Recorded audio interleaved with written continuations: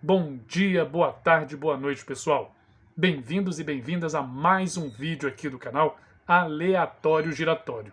E hoje, a parte 2 sobre a obra de Eliane Brum, essa grande jornalista, escritora, essa pessoa que dá voz às pessoas que muitas vezes passam desapercebidas e a gente não conhece sobre a história dessas pessoas, sendo que a história cotidiana, a história do dia a dia, ela constrói a nossa história, ela constrói o Brasil que nós somos. E a Eliane Brum faz isso como ninguém, de mostrar isso pra gente. Só que eu falei que em 2017 ela teve uma grande mudança. Vamos ver nesse vídeo que mudança foi essa. Mas antes disso, curta o vídeo, se inscreva no canal, compartilhe esse vídeo para que a gente possa se consolidar aqui no YouTube. Pode ser? Agora vamos lá. Pessoal, Eliane Brum, ela, como eu falei, escreve sobre a história cotidiana, tentando entender o macro, tentando entender por que estamos assim, né? E ela passou cada vez mais a escrever sobre histórias da Amazônia, sobre o povo amazônico, sobre os desafios da região amazônica, principalmente depois do início da construção da usina de Belo Monte, na região da bacia do rio Xingu, no Pará. Aliado a isso, a discussão sobre mudanças climáticas ficou cada vez mais intensa internacionalmente. No Brasil, nem tanto, esse debate deveria ser maior, mas internacionalmente esse debate foi sendo cada vez mais intenso e foi se percebendo que as florestas tinham um grande papel a desempenhar para equilibrar a temperatura do planeta.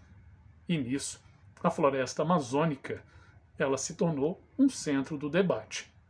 E nisso, a floresta amazônica se tornou o centro do mundo. Então, em 2017, tendo isso tudo como referência, a Eliane Brum se muda para Altamira, no Pará.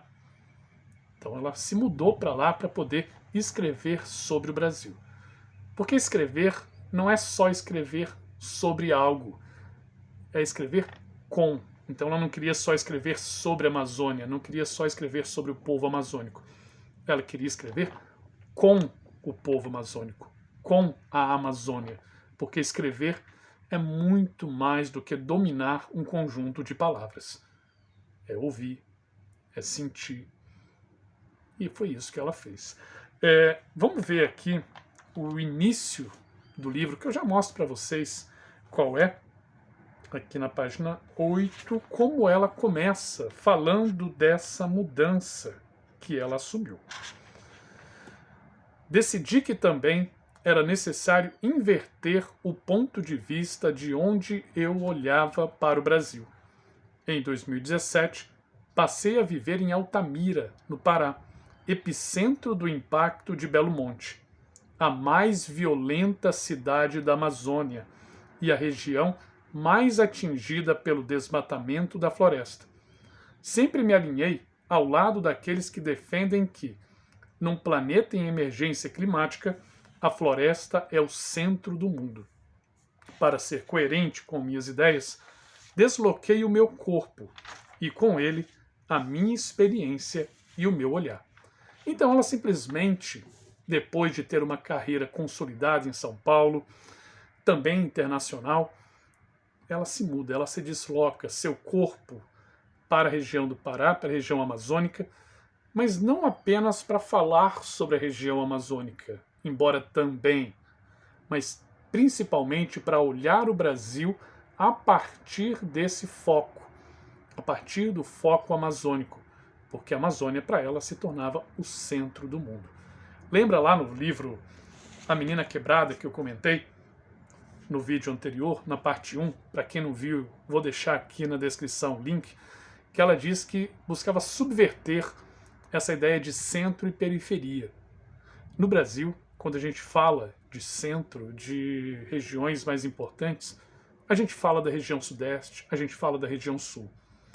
Só que ela entende, e entendeu isso muito rápido, que o centro do debate sobre a existência humana é a Amazônia. Se a Amazônia não for preservada, não for cuidada pelo seu próprio povo, inclusive, vamos ter problemas, né? Vamos ter problemas humanitários. E ela foi lá para olhar como que a criação de algo que, segundo ela, e segundo eu também, não foi bem pensada, que é a usina hidrelétrica de Belo Monte, no Pará, como isso afetou negativamente a vida das pessoas, através de uma expulsão de suas terras, através da construção de aglomerados urbanos sem uma estrutura, o que a gente popularmente chama de favela, o aumento da violência por conta de um não respeito à cultura local. Tudo isso ela descreve aqui nesse livro, e vale a pena dizer que ela não fala só sobre isso, ela fala sobre muitos outros assuntos, mas isso foi o que acabou levando ela a se deslocar para lá e falar para a gente. Então, né, mostrando o livro para vocês, é esse aqui. Brasil, construtor de ruínas, um olhar sobre o país, de Lula a Bolsonaro. É um livro que foi publicado em 2019 pela editora Arquipélago. Esse livro aqui, diferente desse outro, ele não é um conjunto de colunas de vários textos que ela publicou ao longo dos anos, não. Esse aqui é um livro para entender o Brasil de 2019. Mas para entender o Brasil de 2019, ela dá alguns passos para trás e ela olha, basicamente, o recorte que ela faz é do primeiro governo Lula até o início do governo do Bolsonaro. Vale a pena dizer que enquanto esse livro aqui, o foco são as pessoas, a vida das pessoas, e a política, ela acaba rondando as histórias, mas não é central, aqui a questão política, a questão partidária, nomes de políticos e ações de políticos, acaba sendo a parte central. Mas por quê? Porque ela se cansou daquela forma? Não. Porque ela quis mostrar como escolhas políticas de políticos que a gente elegeu interferem diretamente na nossa vida, no nosso cotidiano. Já citei aqui Belo Monte, que eu até anotei, ela foi construída basicamente entre 2011 e 2019, ou seja, ela começou a ser construída no governo da presidenta Dilma Rousseff e foi concluída no governo do Michel Temer. Só que, claro, ela foi pensada também já no governo Lula e até antes. É uma ação política que interferiu diretamente na vida de pessoas, especialmente lá na região do Xingu, na região amazônica. Mas, como a gente já falou, o debate climático é um debate mundial. A Amazônia tem um papel importantíssimo na regulação da temperatura do mundo. Então, um problema que é do Pará, que é de uma cidade chamada Altamira, que é mais próxima ali da usina hidrelétrica, não é um problema local, é um problema mundial. Como ela mesma disse, ela se coloca no centro do mundo para falar sobre esses assuntos. E também, falando de política, ela é uma jornalista. É uma jornalista que faz perguntas que muitos políticos não gostariam que fossem feitas. Isso eu digo para demonstrar que ela não passa pano para ninguém. Seja o político que for, ela vai dar louvores quando tiver que dar louvores, mas ela vai fazer críticas quando tiver que fazer críticas. Então é um livro muito impactante. É uma retrospectiva dos últimos mais ou menos 20 anos de acontecimentos da história do Brasil, e é isso que ela faz. Ela vai passando por vários acontecimentos que ela seleciona aqui como impactantes para entender como, em 2019, o Brasil estava daquele jeito. Vale muito a pena, é uma retrospectiva muito interessante, e ela vai falando sobre vários assuntos, né? E eu selecionei alguns aqui para comentar com vocês. Fala, por exemplo, sobre o racismo, em mais de um ponto. Sobre o racismo, eu separei aqui 2 itens que ela comenta. O primeiro são ali entre 2013 e 2014, não sei se vocês lembram, os rolezinhos. Lembram o que eram os rolezinhos? Rolezinhos? Eu nunca sei exatamente, né? A pronúncia ela pode ser um pouco diferente de região para região. Mas era aquele momento em que os jovens das periferias das grandes cidades, São Paulo principalmente, garotos de periferia, quase todos negros, se organizavam em redes sociais para ir passear em shoppings, todos juntos, fazer um rolezinho. Iam lá, iam se divertir, em um ambiente que não era preparado para eles, era preparado para uma elite. Elite essa quase toda branca. E logo houve nas mídias uma criminalização dos rolezinhos, ações arbitrárias, ações ilegais, de restrição do direito de ir e vir. E ela trata isso aqui de uma forma muito interessante, mostrando essa divisão racial entre os que querem se divertir e os que querem exclusividade, entre aqueles que querem expandir e utilizar os espaços que a cidade proporciona, mesmo com todas as contradições, e aqueles que querem que o corpo negro continue lá na periferia, sem fazer muito barulho. Outro acontecimento, e aí mais da política partidária mesmo, que ela traz aqui para falar sobre racismo, é sobre a PEC das domésticas, projeto de emenda à Constituição das domésticas que foi em 2013, que dava, olha, direitos trabalhistas para as trabalhadoras domésticas. Direitos trabalhistas esses que as outras profissões já tinham conquistado até antes da Constituição de 1988. E as domésticas não tinham. Houve também, logo, uma gritaria exacerbada e colocando cada vez mais forte e mais clara essa questão racista, essa questão da divisão de classe por meio da cor da pele. Essa escravização que se demonstrava em muitos casos, não em todos, obviamente, nós estamos generalizando, mas que se demonstrava em muitos casos da pessoa que trabalhava ali e servia a família, as domésticas, que não tinham direito e, em 2013, conquistaram os seus direitos básicos que a gente já aproveita há muito tempo, mesmo tendo toda a dificuldade trabalhista no Brasil. Outro ponto que ela coloca, como que a política partidária interfere diretamente na nossa vida cotidiana. Ela fala aqui sobre a questão da barganha política. O que é isso? Quando você abre mão de uma coisa para conquistar outra. E ela coloca, de uma forma muito acertada, como o meio ambiente sempre foi utilizado como moeda de troca, né? O famoso toma lá, dá cá. E o meio ambiente sempre deixado de lado, sendo usado como moeda de troca. Vou citando alguns itens que vocês encontram nesse livro, mas são, além desses, muitos outros. Ela fala sobre o golpe na presidenta Dilma, que perdeu seu cargo de uma forma bem questionável, para dizer o mínimo. E a Eliane Brum, ela destaca a questão do machismo, que contribuiu para a expulsão dessa primeira presidenta do Brasil, primeira presidenta mulher do Brasil, contribuíram para que ela fosse expulsa do seu cargo. Então você tem aqui formas de racismo aparecendo, formas de machismo aparecendo, isso tudo para entender o Brasil de 2019, mas claro, para também entender o Brasil de 2023.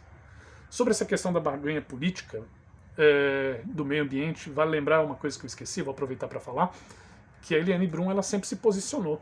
Ela se posicionou contra lá a construção de Belo Monte e atualmente ela também está se posicionando contra a exploração de petróleo na foz do rio Amazonas. Sim, existe uma especulação, uma luta que não é de hoje, mas está muito forte na mídia atualmente e na discussão política, a liberação ou não da exploração de petróleo na foz do rio Amazonas. Eliane Brum já está se posicionando muito contra isso e seria um grande golpe na já fraca proteção ambiental do Brasil e um grande golpe na já fraca questão da discussão sobre as mudanças climáticas. né? Precisamos muito que isso não aconteça. E ela sempre se posiciona, sempre é criticada também pelos seus posicionamentos, mas como eu disse, é uma jornalista de opinião, é uma jornalista que olha para a vida das pessoas e no impacto que a política partidária interfere na vida das pessoas, na qualidade e no respeito à cultura popular das várias regiões do Brasil. Outro ponto importante que ela aborda aqui foi o assassinato da vereadora Marielle Franco, que era uma pessoa que reunia uma vontade de diversidade na política partidária e foi uma voz silenciada brutalmente, e até hoje nós não sabemos quem foi o mandante desse crime e os motivos que levaram a ele. Ela também fala, como disse no título do livro, do início do governo Bolsonaro. E sobre isso eu vou ler um trechinho do que ela fala sobre ele. Claro, depois disso aqui, muita coisa aconteceu. Esse livro, como eu falei, vale como uma retrospectiva do Brasil, porque todos os tópicos que ela abordou aqui são importantes, só que eles também foram esquecidos porque outros fatos muito importantes se seguiram, como, por exemplo, a pandemia e tudo mais, né? Mas isso aqui, escrever, ler, discutir, é para a gente não esquecer uma história que é muito recente, mas que tem raízes ancestrais, como eu falei, racismo, machismo e tudo mais. Mas sobre o governo, sobre Bolsonaro especificamente, ela diz que Bolsonaro representa o homem branco, ultraconservador, mais bruto e sem lustro que os ilustrados de direita e de esquerda não querem na sua sala de jantar.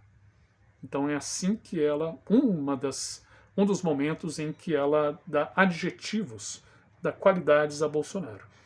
Um homem de extrema direita que causa uma certa ojeriza e incômodo, tanto nas pessoas de esquerda quanto nas pessoas de direita. Vale a pena muito ler isso, e no final do livro ela gasta bastante páginas aqui, muito tempo, para falar sobre essa questão da verdade e da auto-verdade em tempos de rede social. Né? O que é verdade, o que é uma verdade que eu crio e a minha bolha acredita como real e como isso interfere tanto na política quanto na vida cotidiana. Então, vale muito a pena, porque esse também é um assunto muito atual, muito importante, no momento em que a gente está discutindo a regularização das empresas, das chamadas Big Techs, essas grandes empresas de tecnologia. Então, isso aqui contribui para a gente conhecer o Brasil de agora também. Certo, pessoal? Mas a Helene Brum, eu trouxe esses dois livros, né, para mostrar duas fases que elas parecem ser muito diferentes, mas não são.